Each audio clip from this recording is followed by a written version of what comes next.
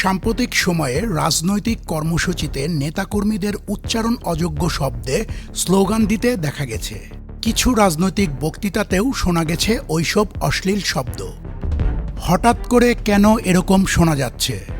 বিশ্লেষকরা বলছেন, রাজনীতি যখন অশ্লীল স্লোগান নির্ভর হয়ে পড়ে তখন সেখানে আদর্শের স্থান দখল করে নেয় বিদ্বেষ, যুক্তির জায়গা নেয় গালিগালাজ। সতর্ক করে তারা বলেছেন, এমন স্লোগান সামাজিক অনিয়ম ও সহিংসতার দিকে ঠেলে দেয়।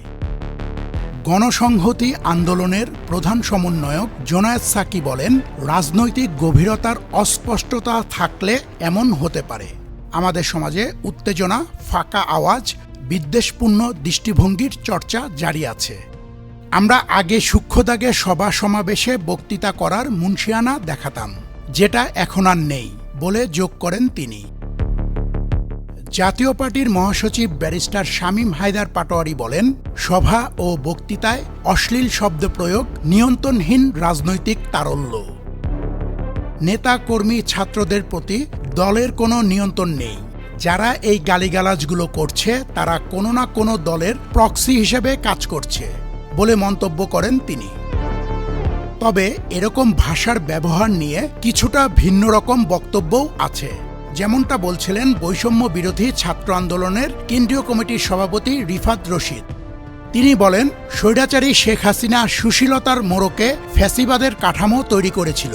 জুলাইতে স্বৈরাচারী শেখ হাসিনার ফ্যাসিবাদকে উপড়ে ফেলতে আমাদের বিপ্লবীরা গালিগালাজকে একটা অস্ত্রের জায়গায় নিয়ে গিয়েছিল। জুলাইতে এই স্লোগান স্বৈরাচারী শেখ হাসিনার ফ্যাসিবাদী সুশীলতার মোড়ক ভেঙে দিয়েছিল। সেই স্লোগানগুলো এখন পর্যন্ত চলমান রয়েছে বলে মন্তব্য করেন তিনি। ঢাকা বিশ্ববিদ্যালয়ের ক্লিনিক্যাল সাইকোলজি বিভাগের অধ্যাপক কামাল চৌধুরী বলেন, অপছন্দের জিনিস প্রকাশ্যে দেখতে থাকলে সেটার জনপ্রিয়তা বাড়ে। ব্যারিস্টার শামীম হায়দার পাটোয়ারী বলেন, নির্বাচন কমিশনের উচিত হবে এই বিষয়গুলো লক্ষ্য রাখা, যাতে করে ওই দলগুলোকে তারা গালিগালাজের জন্য কারণ দর্শানোর নির্দেশ দিতে পারে এবং প্রয়োজনে দলের নিবন্ধন বাতিল করতে পারে। সহমত প্রকাশ করে জোনায়েদ সাকি বলেন, গণতান্ত্রিক চর্চা বাড়াতে হবে, গণমাধ্যমকে বস্তুনিষ্ঠ ভূমিকা রাখতে হবে, অন্যের প্রতি বিবেচনা বোধ বাড়াতে হবে। রিফাত রশিদ বলেন, ট্র্যাডিশনাল রাজনীতিবিদ যারা রয়েছেন তারা এখনও রাজনীতির এই পরিবর্তনটার সঙ্গে মানিয়ে নিতে পারছেন না। রাজনীতির ভাষার পরিবর্তন হচ্ছে, রাজনীতির ব্যবহারের পরিবর্তন হচ্ছে। এটা বিপ্লবোত্তর একটা স্পিরিট। এটাকে খুব নেতিবাচকভাবে দেখছি না। বৈপ্লবিক অবস্থা চলমান রয়েছে।